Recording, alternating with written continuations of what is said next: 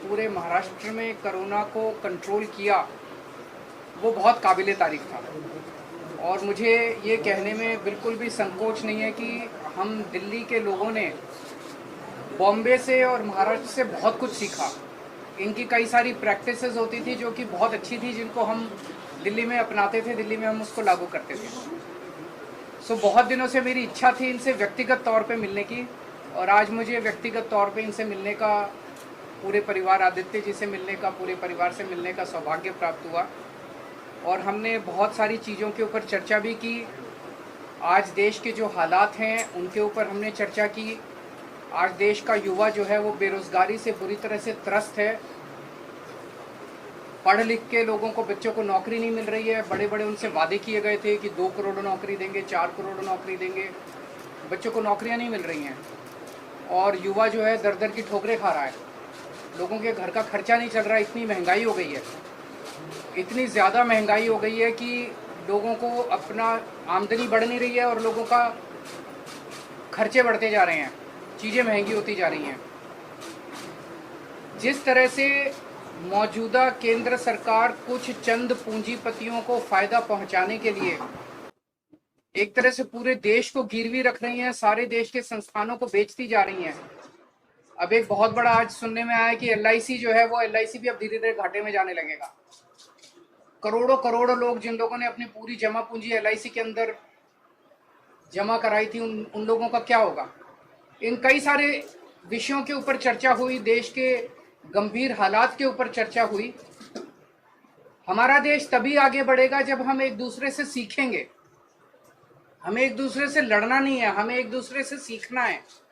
इस देश की जितनी भी समस्याएं हैं, उन सारी समस्याओं का समाधान कहीं ना कहीं देश के अंदर है, पर यह है कि हम आपस में मिलते नहीं हैं, आपस में चर्चा नहीं करते हैं।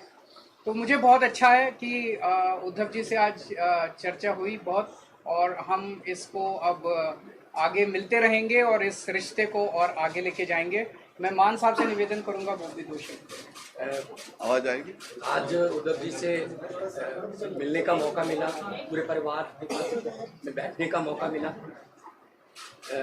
पंजाब और महाराष्ट्र का बहुत गहरा नाता है। आज़ादी के संग्राम में भगत सिंह पंजाब से थे तो राजगुरु ऊना से थे, तो वो इकट्ठे देश के लिए, आज़ादी के लिए लड़ाई लड़ रहे थे। तो वीर सूरमाओं की भूमि है महाराष्ट्र, और पंजाब, महाराष्ट्र, बंगाल, चंद्रशेखर आजाद यूपी से, तो सब इकट्ठे होकर देश की आज़ादी के लिए लड़ रहे थे।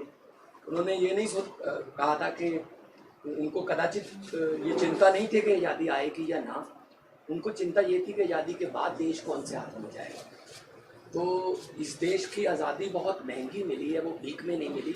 बहुत बड़ी बड़ी कुर्बानियाँ हमारे जो पुरखे हैं, हमारे बुजुर्गों ने दी हैं।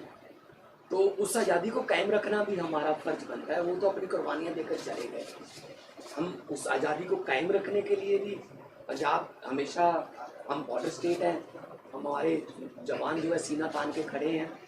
तो देश कैसे आगे बढ़े, इस देश को दुनिया का नंबर 1 देश कैसे बनाया जाए, सोने की चिड़िया जो देश को कहा जाता था, उस चिड़िया के पंख किसने नोचे, और उस चिड़िया का जो पूरा, मैं कहता हूँ, एक एक पंख नोच कर कौन खा गया, और कौन जो है वो इस देश में से लोग भाग रहे हैं, चाहे वो बड़े बड़े करोड़पतियों के नाम भी आ रहे हैं कि वो देश छोड़कर भाग रहे हैं। तो हमारा देश हर किस्म का मौसम है, हमारे पास मारुतल है, हमारे पास दरिया है, समुंदर है, कोल है, तेल है।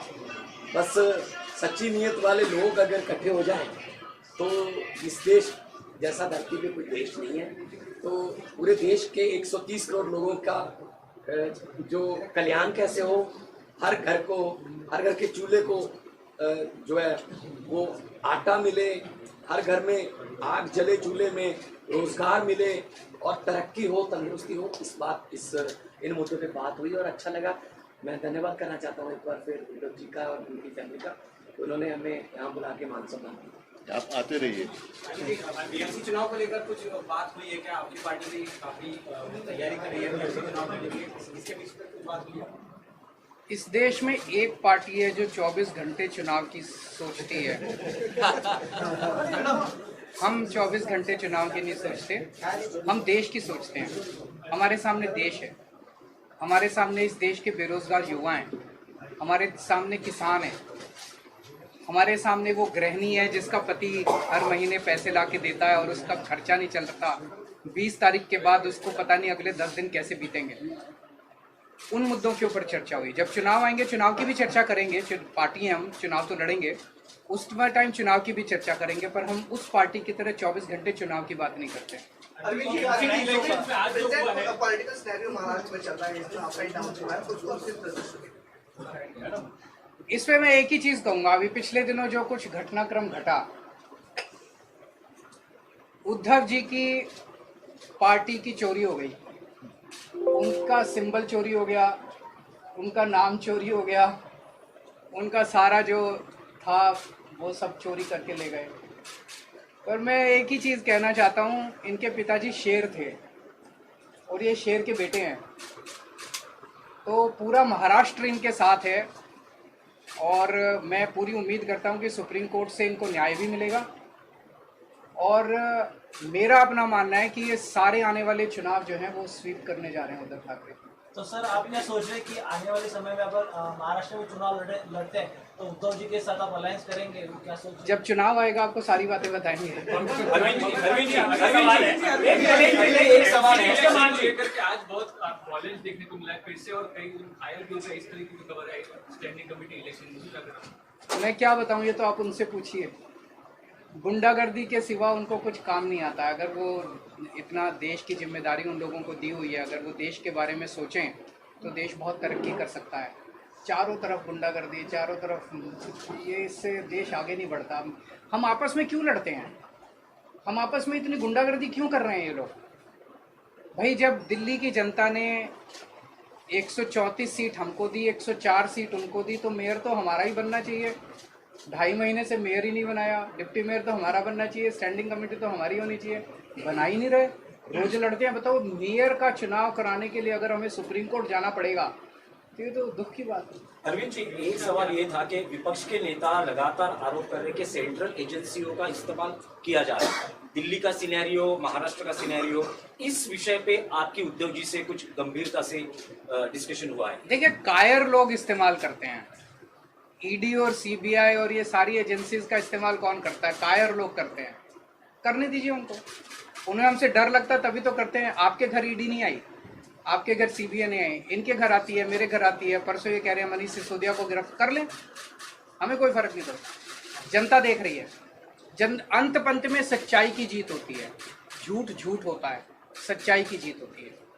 भगवत मान जी, आपसे सवाल है, जिस प्रकार से पंजाब में हिंसा हुई है, नाला स्टेशन को जो है वो आजाद कर लिया गया, उसके बाद वहां पर पुलिस वालों को भी पीटा गया, एक एफआईआर ने रजिस्टर हुई है, क्या कुछ कहेंगे?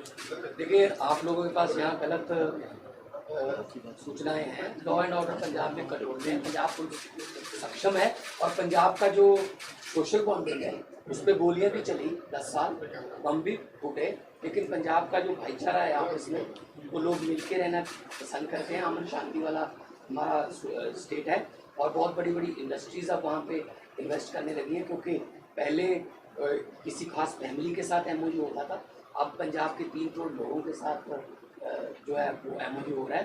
पंजाब को नंबर 1 स्टेट हम बनाने में अपनी तरफ से हमारी गारंटी थी। जब अरविंद जी और हम सारी टीम चुनाव प्रचार कर रहे थे, तब हम गारंटियाँ दे रहे थे, बिजली बिल की गारंटी, कच्चे मुलाजिमों को पक्के करने की गारंटी, रोजगार की गारंटी। तो मैं तो मतलब यही कहूँगा कि लंबे सफर को मीलों में मत बांटिए, कौम को कबीलों में मत बांटिए। एक बहता दरिया है मेरा भारत देश, इसको नदियों और झीलों में मत।